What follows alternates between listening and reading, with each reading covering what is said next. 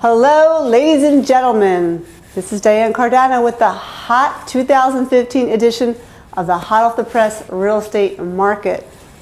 What's the big news to start off this year? Well, I want to give you a little bit of history on home prices. Then we'll talk about what's going to be taking place over the next couple of years. On screen, you can see across the country, every single region is showing up positive. But if you were to look at the version of this slide I gave you 3 months ago, you see that each one of these regions are down a little bit from where they were. This doesn't mean prices are falling. This means that appreciation isn't as high as it was earlier in the year. So it doesn't mean prices are coming down. It means they're not increasing at the same levels that they were earlier in the year. But it gives you a pretty good feel of the different regions in the country and what's happening with home prices. Now let's see the same FHFA report to break it down by state. Here's the report. 49 out of the 50 states are green, with the only state that had a challenge being Connecticut, and it was only down a little bit. You can see that appreciation from June 2012 all the way through the middle of last year, prices skyrocketed. Then they started to continue to appreciate, but at a slower rate of acceleration. That acceleration of pricing is beginning to fall off, as you can see. So January of 2014 year was 13.2% over January 2013, but September was only 4.9% over September 2013. So why is this important? This is so important that you understand this, because you're going to read some headlines that prices are falling. The prices are not falling. Appreciation is just decreasing. Let's move on to the Home Price Expectation Survey. As my regular watchers know, that's a nationwide panel of over 100 economists, real estate experts, and investment and market strategists that look at the housing industry and say, where are prices going moving forward? Now, the theory on this is very simple.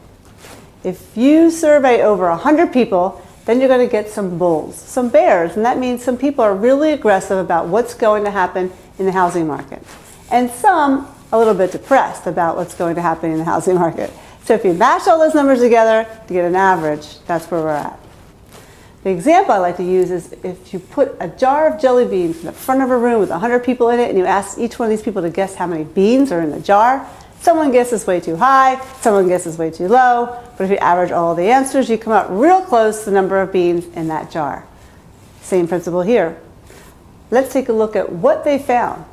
To give some context to it, I want you to see where appreciation and depreciation has been since 1987. Let's take a look at this slide. Prior to the bubble from 1987 and 1999, the normal appreciation was about 3.6%. During the bubble years, those 7 years, January 2000 to April 2007, that number almost doubled to 7%. Now, during this bust, the 5 years of the bust, annual prices were dropping 5% a year. But now, since the recovery, since March 2012, when prices started to turn, we're up 5.9%. So again, that gives you a little historical context to pricing.